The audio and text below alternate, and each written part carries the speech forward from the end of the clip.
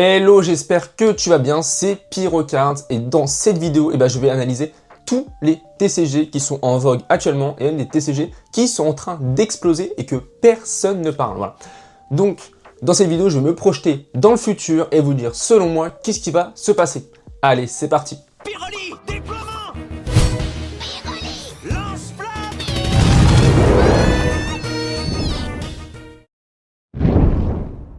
Donc forcément, on commence par le mastodonte Pokémon. Donc qu'est-ce qui s'est passé récemment? Il y a eu la sortie de ME2.5 Héros Transcendant. Série incroyable et pourtant pas scalpée. Pourquoi? Parce que les ETB sortiront le 20 février. Donc le fait que les ETB ne sont pas sortis le jour de la sortie, les scalpers ne sont pas venus. Il n'y a pas de gain rapide à se faire sur ME2.5 Héros Transcendant.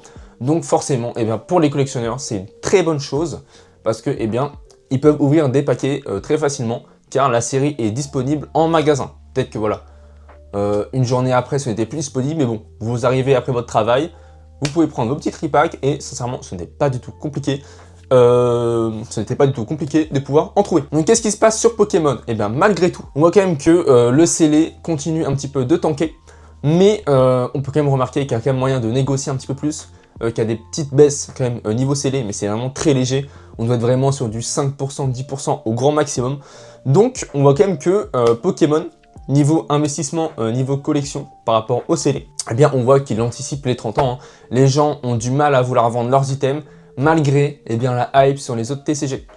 Mais par rapport aux séries récentes, on voit qu'il y a un énorme désintérêt. Pourquoi? Tout simplement parce que les influenceurs, donc je vais les citer, Citron, Namso, ont complètement délaissé Pokémon au profit de One Piece. Et big up quand même à Kibiki qui lui, même si c'est le plus gros scalper de France, continue à faire des vidéos sur Pokémon. Pour le coup, parlons maintenant de One Piece. Et oui, One Piece, qu'est-ce qui est en train de se passer? One Piece, après une légère chute début janvier, a repris ses pics les plus hauts qu'on avait vus en décembre pour la plupart des coffrets. Actuellement, je me suis positionné sur le 25 ans anniversaire, donc 25th anniversary. Donc voilà, j'affiche directement dans la vidéo. Et je me suis aussi positionné du coup pour une vente assez rapide sur le Ita Premium Collection. Voilà, donc c'est un petit livret avec du coup des petites sleeves et une petite deckbox. Pourquoi? Et oui, parce que tout est lié dans la vidéo. Pourquoi j'ai investi sur ça? Parce que le 20 février sort EB03, c'est-à-dire un set waifu avec les héroïnes cultes de One Piece. Ce set-là, c'est du grand n'importe quoi. Et oui, qu'est-ce qu'on voit? Actuellement, les précommandes, voilà, ça se revend à 600 $. Voilà, entre 500 et 600 $, ce qui est énorme. Énorme pour un set qui n'est même pas sorti. Par rapport à un prix retail qu'on est autour des 90-120 € maximum, on est déjà sur du x5. C'est n'importe quoi. Sincèrement, pourquoi il y a une telle spéculation autour de ce set? C'est simple. Parce que les sets EB, sont souvent très peu imprimés et ne sont souvent du coup non réimprimés aussi. Donc voilà.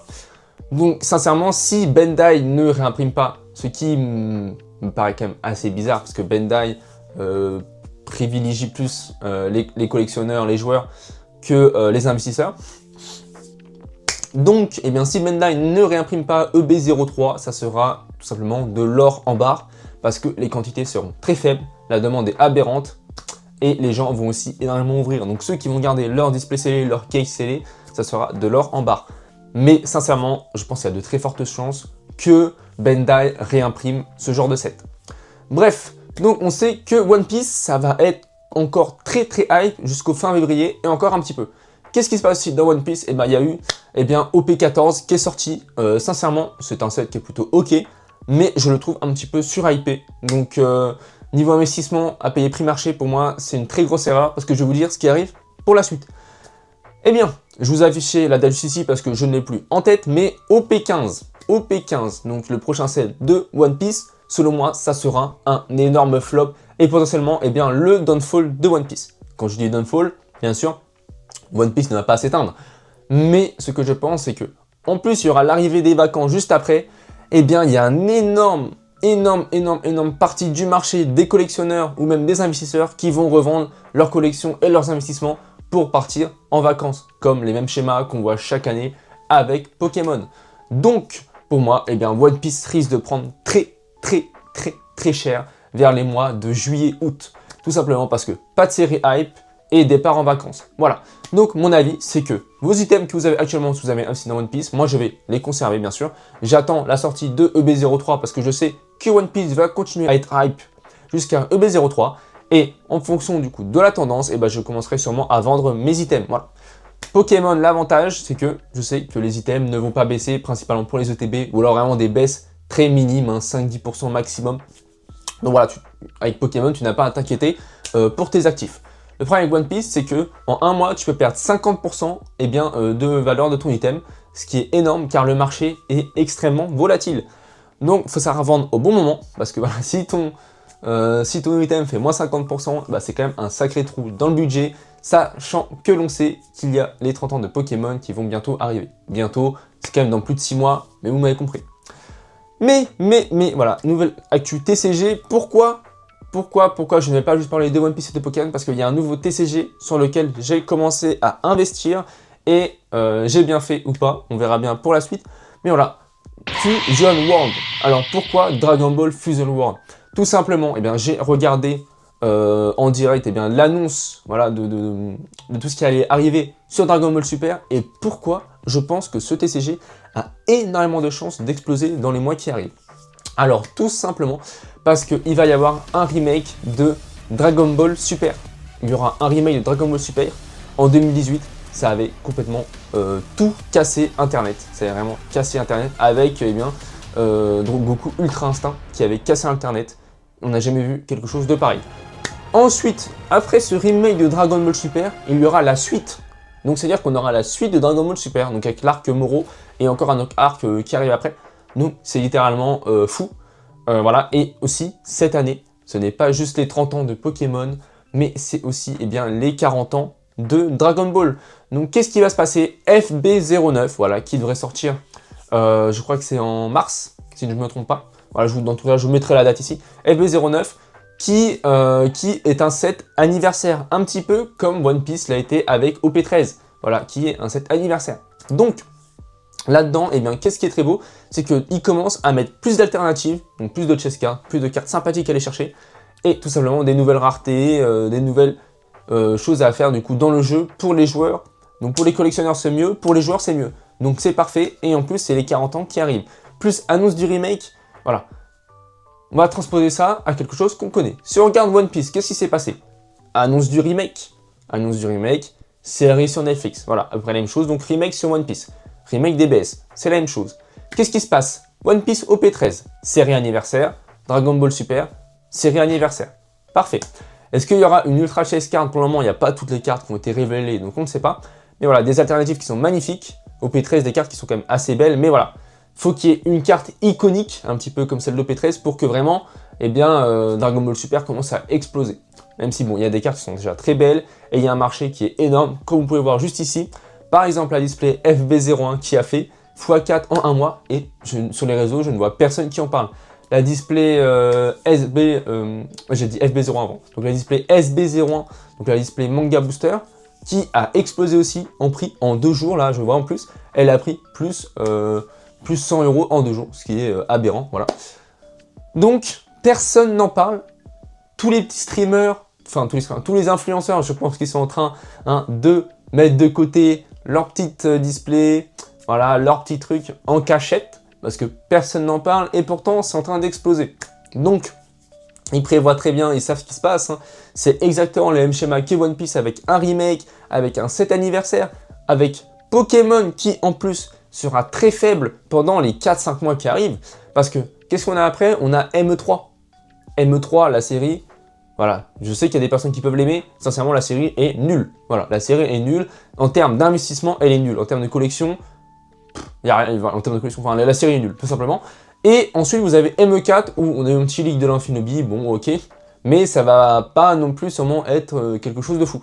Donc Pokémon, pendant 4 mois, le marché va être en stagnation, en hibernation, voilà, tout simplement. Peut-être pas pour les items un petit peu anciens comme les 30 ans, qui, voilà, les items comme les 25 ans, célébration, qui vont peut-être monter, parce qu'ils préparent les 30 ans. Mais tous ces items un petit peu récents, pour moi, ça va être en hibernation. C'est pour ça d'ailleurs que j'en ai vendu beaucoup pour décaler dans Fusion World. Et oui, parce que j'ai acheté des displays FB01. Je me suis tâté à acheter des displays SB01 Mais voilà, j'ai pas non plus la liquidité pour mettre 300 € dans des displays. Comme ça facilement et en stacker plusieurs. Donc je préfère avoir plus de FB01 parce que je sais que dans tous les cas ça va sûrement monter. Donc voilà, donc qu'est-ce qui se passe? Pokémon pendant 4 mois, 4-5 mois minimum, il n'y a pas d'argent pour les influenceurs, pour les scalpers à se faire. Ensuite One Piece, qu'est-ce qui va se passer? Après OP15, il n'y aura pas d'argent à se faire, et voilà, et les scalpers n'auront pas d'argent à se faire. Qu'est-ce qui va se passer? Qu'est-ce qui va se passer? Pas d'argent sur One Piece, pas d'argent sur les sneakers, parce que les scalpers viennent des sneakers. Pas d'argent sur Pokémon. Qu'est-ce qui reste? Dragon Ball. Voilà, tout simplement. Il reste Dragon Ball Super. Voilà. Avec, eh bien, des 7 anniversaires qui arrivent. Avec des alternatives. Parce que, pourquoi pour moi ça n'avait pas pris Dragon Ball? C'est surtout, eh bien, les chase cards. Or, la chase card qui est super dure d'avoir. Les chase cards sur One Piece, bah, sur Dragon Ball Fusion World, sont plutôt simples à avoir. Et plus tu rajoutes des chase cards, donc comme dans Pokémon par exemple, avec la Dracofeu d'ME2, il n'y a pas beaucoup d'alternatives, hein. Il y a très peu d'alternatives, et pourtant, bah, la Dracofeu, elle cote. Bah, le problème c'est que dans Fusion World, bah, imaginons il n'y avait que 2 alternatives, bah t'as tes 2 alternatives, il n'y a plus grand intérêt d'ouvrir des displays quoi. Et là, ils commencent à rajouter plus d'alternatives, plus de choses. Et comme il y a plus d'alternatives, c'est plus dur d'avoir l'alternative que l'on veut et le prix des cartes va augmenter. Donc voilà, c'est une petite vidéo pour vous donner ma vision sur le marché. Pokémon, ça va stagner pendant facilement 4-5 mois, hein, parce que pas de série incroyable. Peut-être que les sets anciens, comme Célébration, vont continuer à monter. Peut-être Evolution Celeste va continuer à monter. Mais voilà, les sets récents, pour moi, ça va stagner pendant ce temps-là. Ensuite, bien sûr, ça va sûrement exploser avec les 30 ans. Mais voilà, je préfère pas trop m'avancer. On verra ce qui se passe. Mais je pense forcément, oui, que ça va monter avec les 30 ans. Ensuite, One Piece, bah, je pense qu'on va assister au downfall du marché des One Piece avec OP15 qui est selon moi un set très mauvais pour les collectionneurs, non pas pour les joueurs, parce que c'est pareil, de ce que j'ai entendu, il est très bien pour les joueurs, mais pour les collectionneurs, investisseurs, c'est un flop.